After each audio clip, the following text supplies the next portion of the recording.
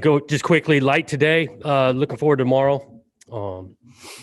Guys are improving. I think practice has been competitive and excited to see another scrimmage tomorrow. Jonathan, how will you deploy the quarterbacks with the ones tomorrow? I got to talk with Brian what he's thinking there. I do know Tristan's going to get a good amount of that, and then Brian will. You might have to find out tomorrow. Same with me. We haven't decided that yet. Well, after this practice, we'll watch it, talk about it this afternoon, and make a call. But definitely Tristan will get a good amount.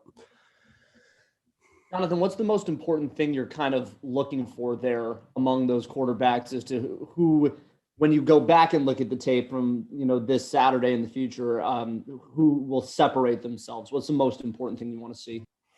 Yeah, these guys got to be able to eliminate, negative plays, make great decisions with the ball. At the end of the day, however it looks, who does the best job of moving the ball and scoring points? That's what you're trying to do. And so eliminating bad plays and making good plays when they're there to be made, which these guys have. They've done a lot of good stuff. They've done a lot of learning too. That's why you practice. You make some mistakes. I think that group as a whole has really progressed. Had some really good stuff yesterday. And we're looking forward to see what Saturday looks like. Brian had said earlier in the week that, you guys had scaled back a little bit of the install to kind of work on those details specifically with the offense. Have you guys gone back to progressing further with the install, or are you still trying to kind of hammer some of the details? Yeah, we got some more stuff installed yesterday. We really focused on the details Tuesday and really Wednesday, and I thought it showed up. I thought offensively when I had one of our better practices on Tuesday, and that bled into Wednesday as well. And we got a lot of offense in, and I like what's in. As we get closer to game time, I'm sure there's going to be a few things additionally we need to add for our first opponent. But we got a lot in right now. Jonathan, do you have any idea where things stand with the first and second receiving units? Yeah, those guys have been rotating a good amount. First group goes out there. I think majority of the time you're seeing like Bradford, Colby, Champ. But those guys rotate so much. The ones and the twos look pretty similar. But like I'm saying, because Zariah's gotten some reps in there, Tyjon's gotten some reps with the ones, Josiah Irish. So, we're going to play 5-6 guys. I assume you're going to do quite a bit of special teams tomorrow. Is there any one of the units that have you kind of concerned at this point?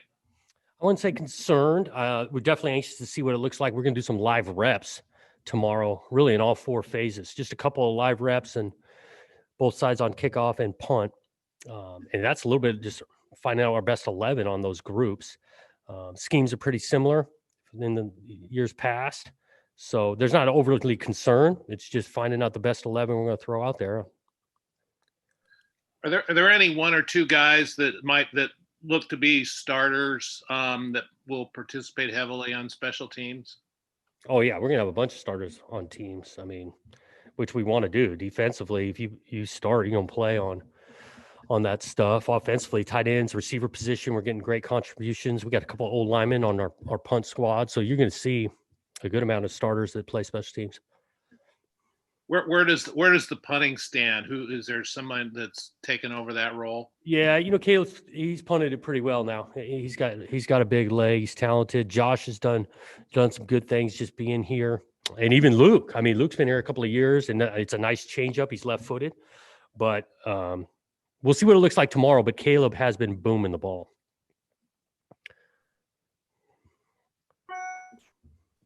Going back to the quarterbacks, is there anything that you've seen out of Chance that has surprised you, or anything that you didn't see on tape when you guys were recruiting him that he does well?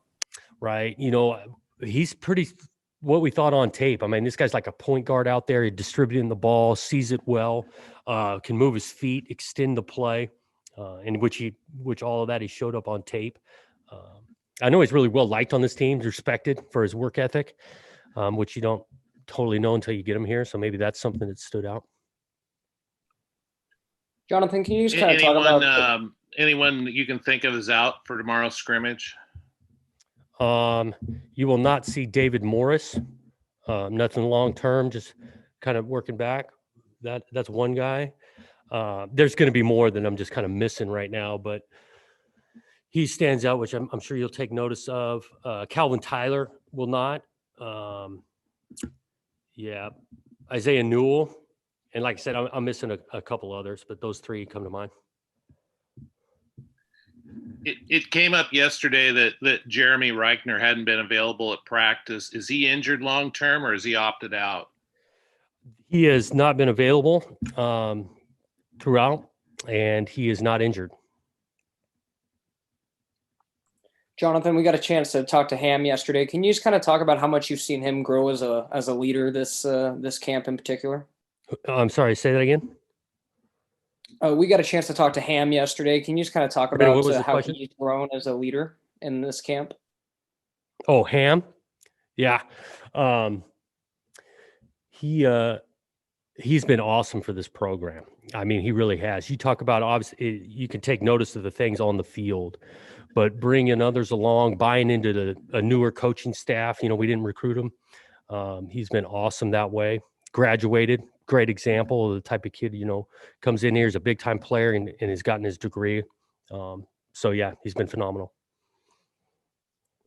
When you're running out offensive lines, do you, even though some guys might still be in line for a starting spot, will you kind of keep the lines together and not mix guys up, or how do you? We'll probably mix a little bit because we always shooting to find the best five, and we do got a little bit of competition going, especially on the interior of the old line. So you'll see a little bit of mix and matching.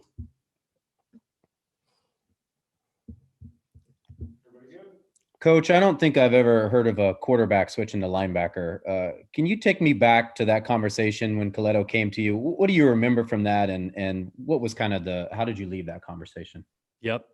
He when was that? He came in. It was the initial. I think he initially talked to me first, and we kind of hashed it out. He was confident in his skill set to be able to play some linebacker. He likes it physical. He's a good sized kid that can run. He had a plan in his mind to be able to redshirt last year and focus on building skill and improving at that position. I agreed that confidently he could contribute on special teams that way, because oftentimes you're not doing it at a quarterback.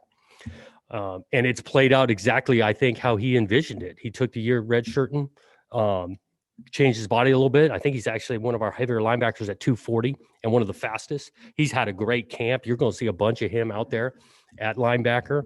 So he had a vision of it, and we were on board with it, and it's played out well.